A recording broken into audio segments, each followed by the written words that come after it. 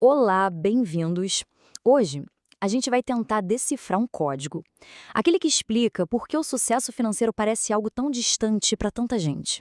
Sabe, existe um tipo de projeto oculto guiando a vida financeira de cada um, e é exatamente isso que a gente vai revelar. Para começar, vamos pensar num paradoxo que com certeza muita gente já ouviu falar. Por que será que ganhadores de loteria, do nada, frequentemente perdem tudo, enquanto aqueles milionários que construíram a própria fortuna, mesmo quando quebram, geralmente conseguem recuperar tudo de novo? A resposta para isso, olha, ela revela uma força invisível que molda as nossas vidas.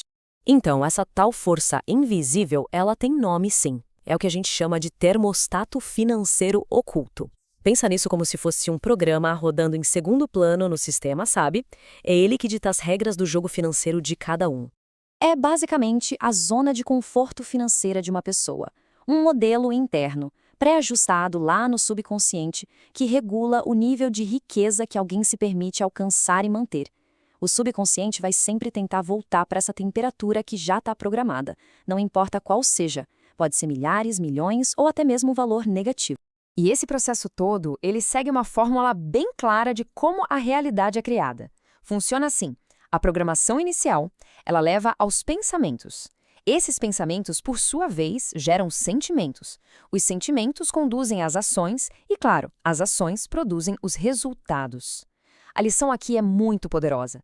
Para mudar os frutos, primeiro tem que cuidar das raízes. Ok, então a pergunta que fica é: se essa programação é a raiz de tudo, de onde é que ela vem?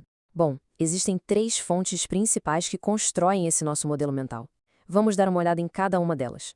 A primeira fonte é a programação verbal.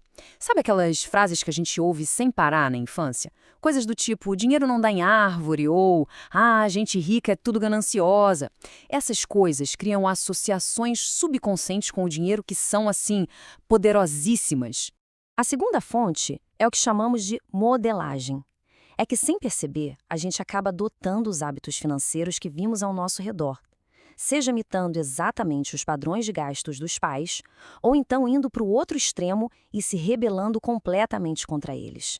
E aí vem a terceira fonte, que muitas vezes é a que tem o maior impacto de todas. Ela vem de incidentes específicos, sabe? Eventos com uma carga emocional muito alta. Pensa naquelas brigas de família por dinheiro ou perdas financeiras inesperadas. Um momento desses pode fixar uma crença sobre o dinheiro para o resto da vida. Então, quando a gente junta essas três fontes de programação, elas acabam nos colocando numa espécie de encruzilhada. Elas vão moldar uma de duas mentalidades centrais. E é essa mentalidade que vai definir toda a realidade financeira da pessoa. Ou é a de escassez, ou é a de abundância. E olha só, a diferença é gritante. De um lado, tem a mentalidade de escassez, que só consegue focar nos obstáculos e funciona na base do medo. Do outro lado, a mentalidade de abundância, que enxerga oportunidades, crescimento e que acredita na própria capacidade de criar riqueza. No fim das contas, a pessoa acaba encontrando aquilo que ela procura, né? E tem mais. Viver nesse estado de escassez cria literalmente o que os especialistas chamam de imposto cognitivo. O que é isso? Basicamente, ele reduz a nossa capacidade de processamento mental. É como se gerasse uma visão de túnel, sabe? E com essa visão limitada, fica quase impossível enxergar e planejar um futuro melhor. Mas olha, a notícia mais importante de todas é que essa programação não é uma sentença, ela não é permanente. Existe um processo bem claro para reescrever esse código e assumir o controle. Vamos ver direitinho como isso funciona.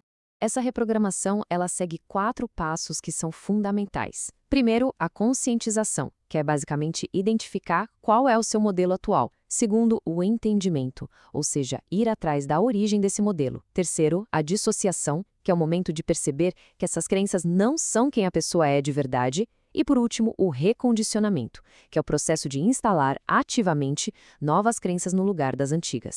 Agora, uma parte essencial desse recondicionamento é criar novos hábitos.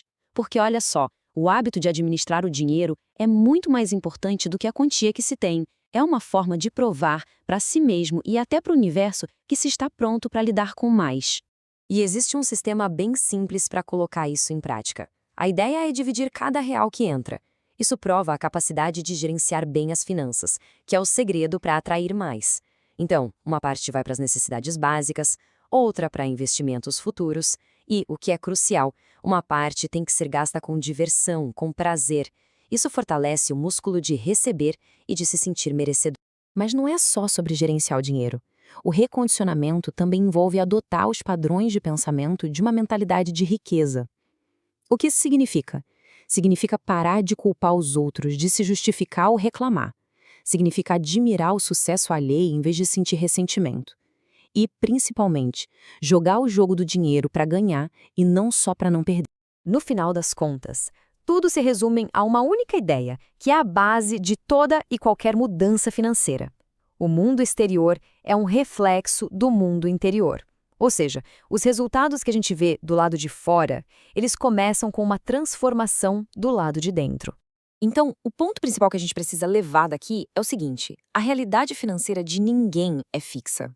Ela é o resultado direto de um projeto, de um modelo mental, que todo mundo tem o poder de redesenhar. Ninguém é vítima das circunstâncias. Cada um é, na verdade, o arquiteto da própria vida financeira. E agora? Bom, agora que o verdadeiro trabalho começa, e ele se inicia com a resposta para esta única pergunta: qual é a primeira crença que precisa ser redesenhada?